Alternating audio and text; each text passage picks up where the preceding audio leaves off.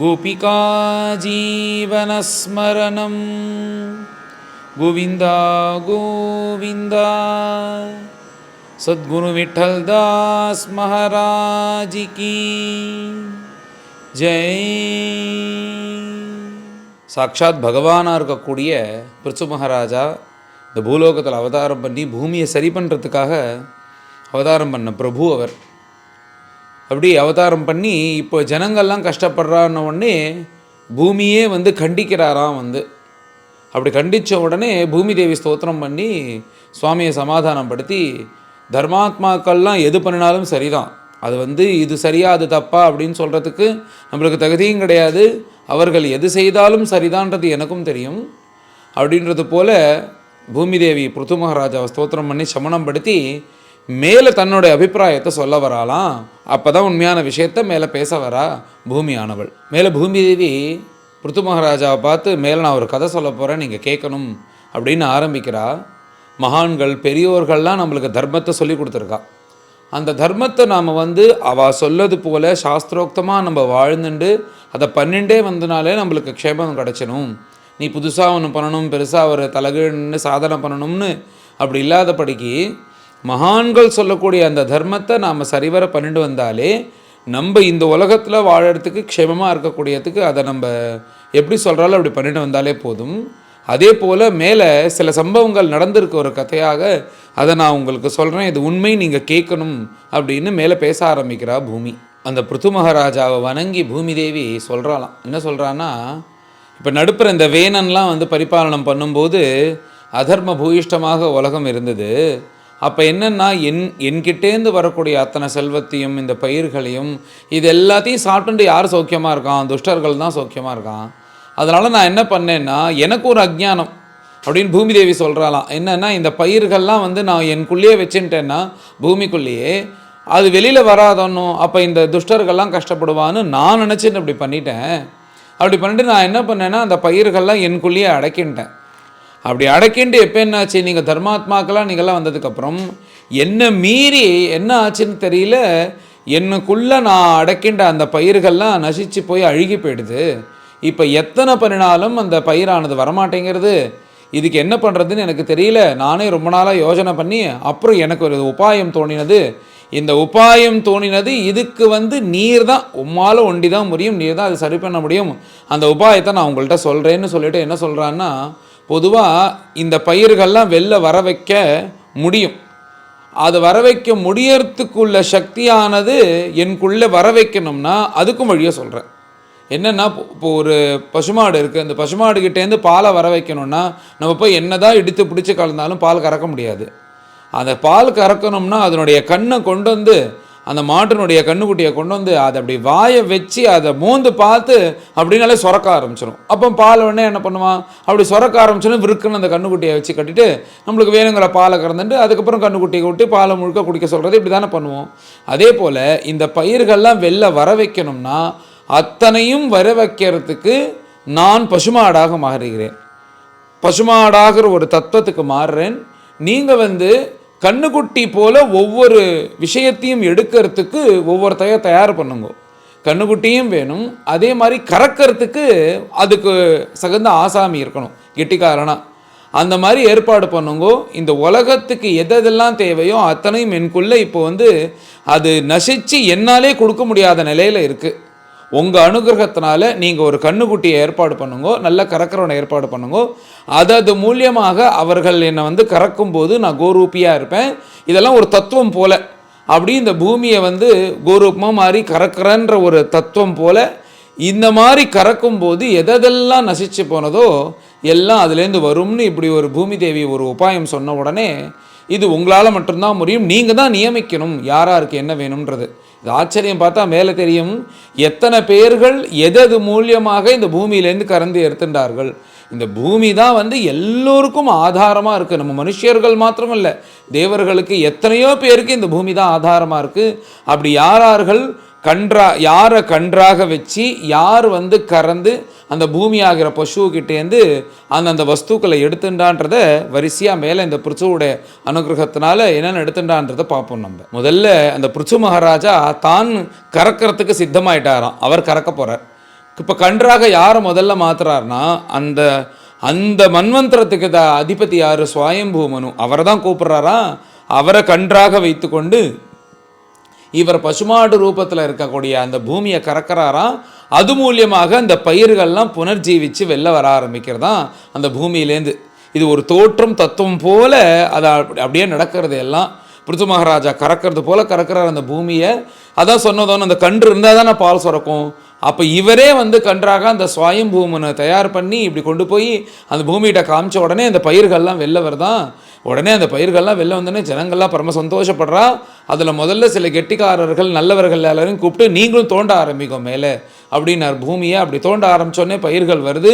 அப்படி வர ஆரம்பித்தது உடனே தெரிஞ்சுட்டு மற்றவர்கள் எல்லோரையும் பாக்கி பேர் எப்பயும் போல் நீங்கள் எல்லாத்தையும் அந்த பயிர்கள்லாம் எடுத்துக்கலான்னு முதல்ல இந்த சுவாயம்புவ மனுவை கன்றாக மாற்றி இந்த பூமியிட்டேருந்து பயிர்களை தானாகவே பிருத்து மகாராஜா எடுக்கிறார். முதல்ல முன்பே சொன்னோன்னு நிறையா விஷயம் அழிஞ்சு போயிடுது அப்படின்னு.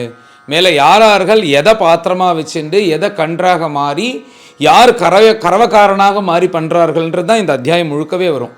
இப்போ ரிஷிகள்லாம் என்ன பண்ணுறான்னா போதுமான அளவுக்கு வேதமானது இல்லாமல் போயிடுதான். அதனால் அந்த வேதத்தை பூமியிலேருந்து எடுக்கணுன்றதுக்காக வந்து ப்ரஹஸ்பதியை கன்றாக மாற்றி இந்திரியங்கள் என்று பார்த்ததினால் அந்த பூமிகிட்டேருந்து அந்த முனிவர்கள்லாம் முதல்ல வேதத்தை கறக்கிறார்களாம். வேறு அந்த பிருத்து மகாராஜாவே வந்து இந்த உலகத்தில் வீரியம், அப்புறம் உடம்பு வலிமை, அப்புறம் வந்து அமிர்தம் இவைகளெல்லாம் மங்கி போயிருந்துதான்.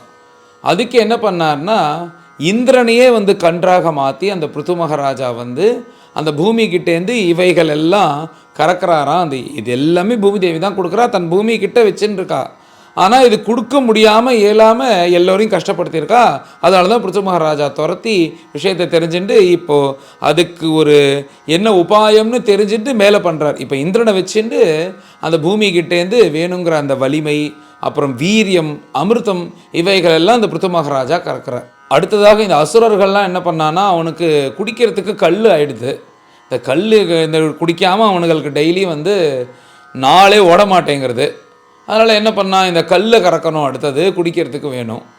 அதனால் என்ன பண்ணான்னா இந்த பிரகலாத சுவாமி இருக்காராம், அவரை அழிச்சுன்னு வந்து அவரை காண்பிச்சு அவரை ஆசையாக அந்த முகத்தை காண்பிச்சு இவனுங்களுக்கு வேணுங்கிற அந்த கல்லை அந்த பூமிக்கிட்டேருந்து எடுத்துட்டு போதுமானவருக்கு எடுத்துட்டு இதை வச்சுன்னு நாங்கள் காய்ச்சி மேலே நாங்கள் பார்த்துக்குறோம், தினமும் எடுத்துக்கிறோன்னு சொல்லிட்டு எடுத்துன்னு அவன் திருப்தியாக கிளம்பி போகிறான். பிரகலாத சுவாமி மூஞ்சியை காமிச்சு மேலே இந்த கந்தர்வர்கள்லாம் வந்தால் அவர்களுக்கு இந்த அழகு மெயின்டைன் பண்ணுறதுக்குன்னு சில திரவியங்கள் இருக்கான்.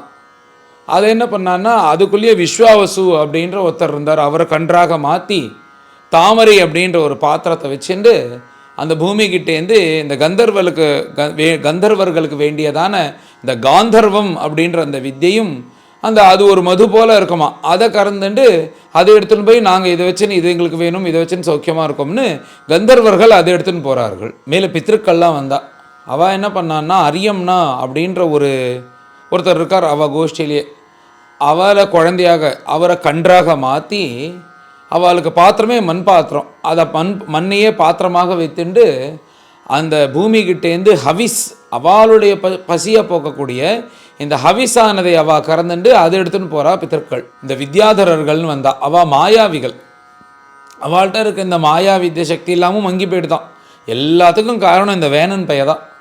அப்படி உலகத்தை அல்லோலப்படுத்திட்டானா இப்படி ஒரு ராஜ்ய பரிபாலனம் பண்ணி உடனே அவருக்கு அஷ்டமகா சித்தியானது கம்மியாக எடுத்து இல்லாமல் போயிடுது. உடனே அவன் என்ன பண்ணா அப்படின்னா கபிலன் அப்படின்ற ஒருத்தன் இருக்கார் அவர் கோஷ்டியில்.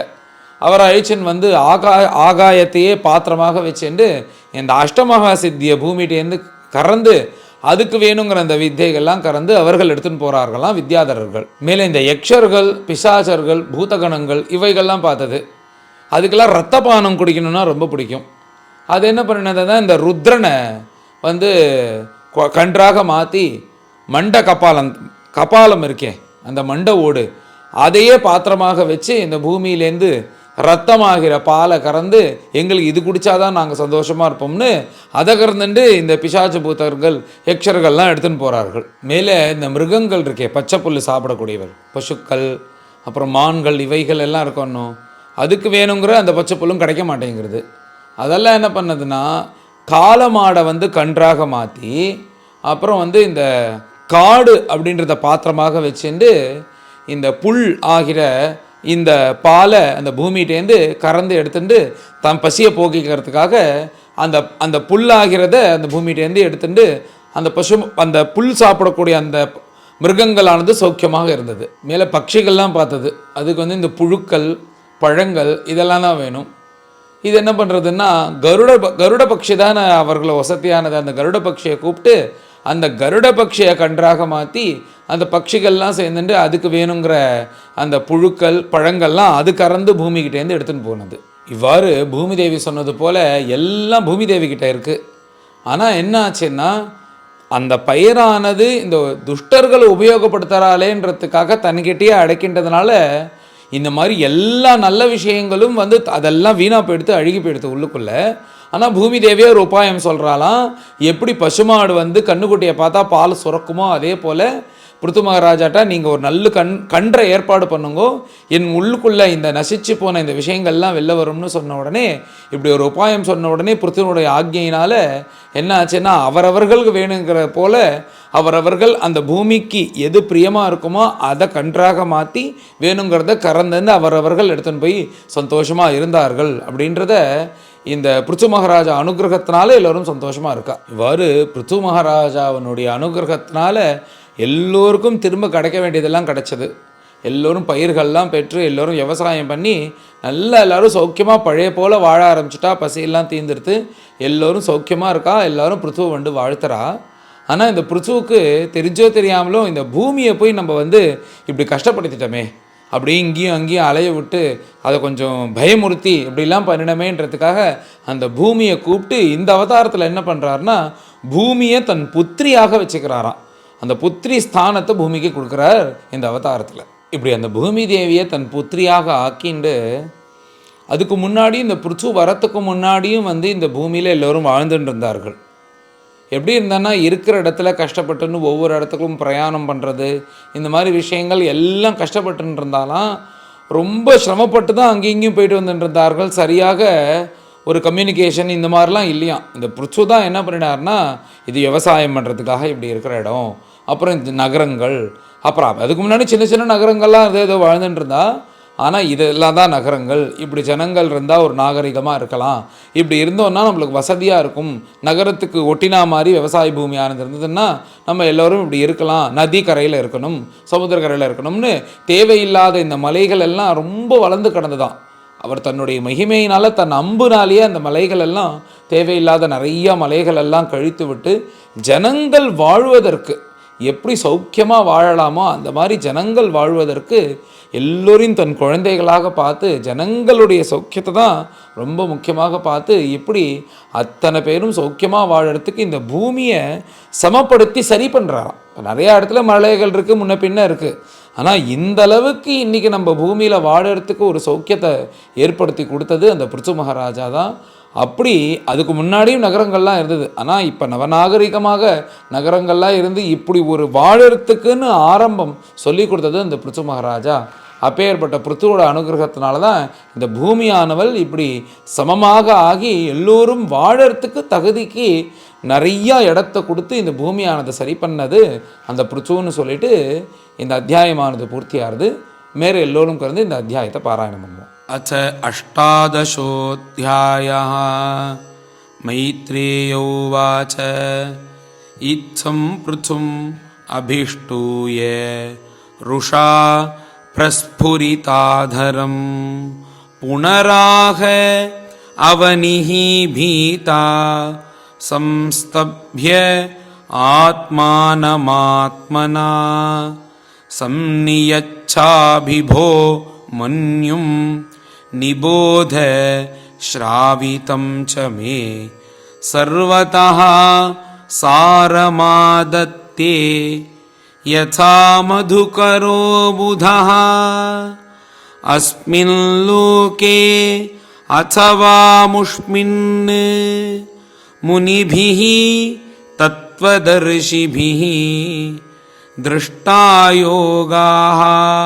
பிரயுக்தாஸ்ச பும்சாம் ஸ்ரேயः பிரசித்தயே தான் ஆதிஷ்டதி யஸ் சம்யக் उपायान् पूर्वदर्शितान् अवरः श्रद्धयोपेत उपेयान् विन्दतेञ्जसा तान् अनादृत्य यो विद्वान् अर्थान् आरभते स्वयं तस्य व्यभिचरन्ति अर्थाः आरब्धाश्च पुनः पुनः पुरा सृष्टाः ह्योषधयः ब्राह्मणाः याविशाम्पते भुज्यमानाः मया दृष्टाः असद्भिः अधृतव्रतैः अपालितान् आदृता च भवद्भिः लोकपालकैः चोरीभूतेऽथ लोके अहम् यज्ञार्थे अग्रसमोषधीः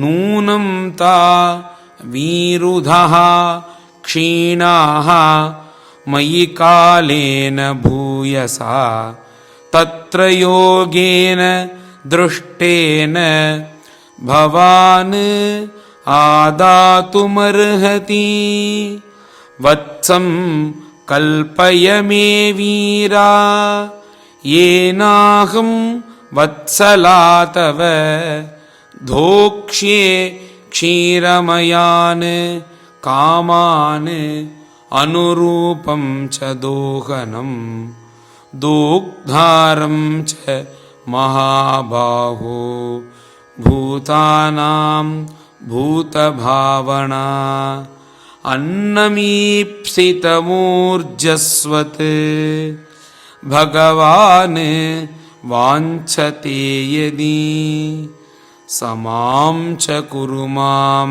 राजन् देवभृष्टं यथापयः अपर्तावपि भद्रं ते उपावर्तेत मे विभो इति प्रियं हितं वाक्यं भुव आदाय भूपतिः वत्सं कृत्वा मनुं पाणौ अदुहत् सकलौषधीः तथा परे च सर्वत्र सारमादतते बुधः ततोऽन्ये च यथा कामं दुदुहुः पृथुभावितां ऋषयः दुदुहुः देवीम् इन्द्रियेष्वथ सत्तमा वत्सं बृहस्पतिं कृत्वा पयश्छन्दोमयं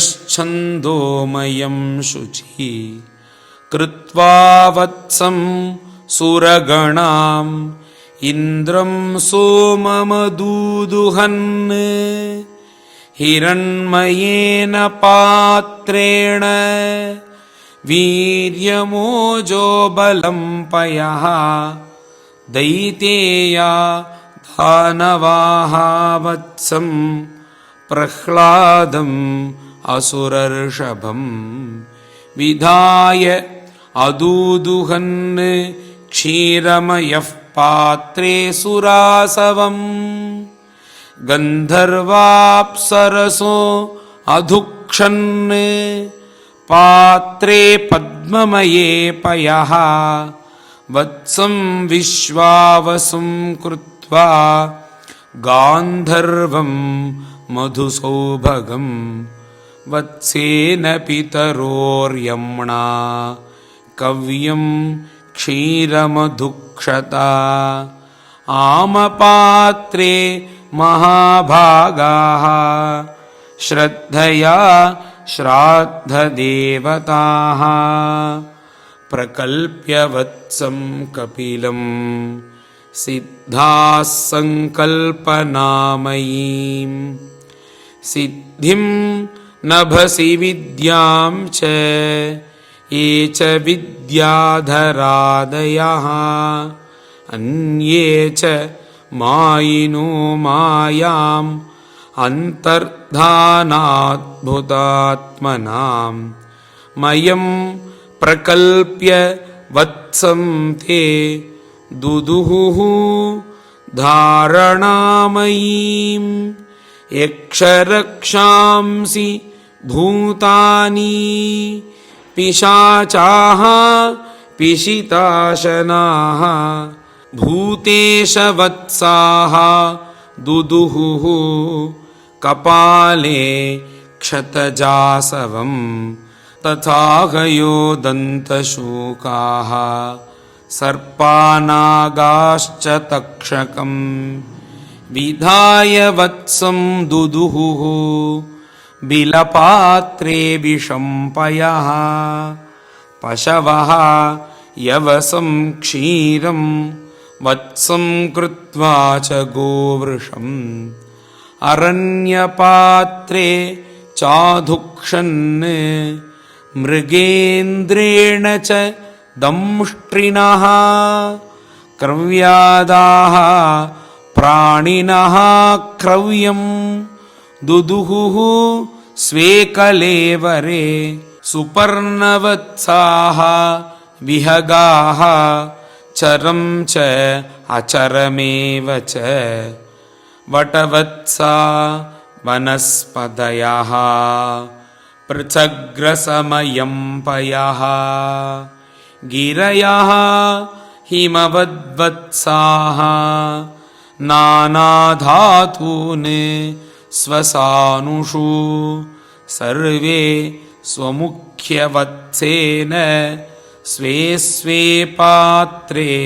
पृथक्पयः सर्वकामदुघां पृथ्वीं दुदुहुः पृथुभाविताम् एवं पृथ्व्यादयः पृथ्वीम् अन्नादाः स्वन्नमात्मनः दोहवत्सादि भेदेन क्षीरभेदं कुरुद्वः ततो महीपतिः प्रीतः सर्वकामदुघां पृथुः दुहितृत्वे चकारे मां प्रेम्णा दुहितृवत्सलः चूर्णयन् स्वधनुष्कोट्या गिरिकूटानि राजराट् भूमण्डलमिदं वैन्यः प्रायश्चक्रे समं विभुः अचास्मिन् भगवान् वैन्यः प्रजानां वृत्तिदः पिता निवासान् कल्पयाञ्चक्रे तत्र तत्र यथार्हतः ग्रामान् पुरः पत्तनानि दुर्गाणि विविधानि च घोषान् व्रजान् स्वशिबिरान् आकरान् खेटकर्वटान् प्राक्पृथोरिह नैवैषा पुरग्रामादिकल्पना यथा सुखं वसन्ति स्म तत्र तत्र अकुतो भयाः श्रीहरये नमः। इति श्रीमद्भागवते महापुराणे चतुर्थस्कन्धे अष्टादशोऽध्यायः। गोपिका जीवनस्मरणं गोविन्द गोविन्द।